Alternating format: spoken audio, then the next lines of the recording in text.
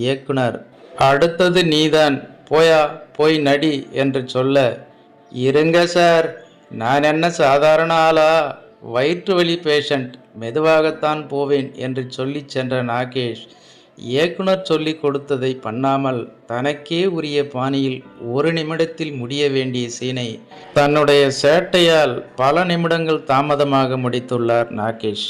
இந்த காட்சியை அங்கு நாடகம் பார்த்து கொண்டிருந்தவர்கள் மத்தியில் பெரும் சிரிப்பலையை ஏற்படுத்திய நிலையில், இந்த நாடகத்தில் நாகேஷின் நடிப்பை முதல் வரிசையில் பார்த்து ரசித்து கொண்டிருந்த பிரபலம் ஒருவர் நாகேஷுக்கு பரிசு வழங்கியுள்ளார்.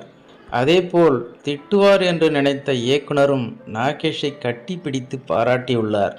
அதன் பிறகு நாகேஷ் அந்த இயக்குனரிடம் எனக்கு பரிசு கொடுத்தவர் யார் என்று கேட்க, அவர்தான் புரட்சி தலைவர் எம்ஜிஆர் என்று நாகேஷிடம் இயக்குனர் கூறியுள்ளார்.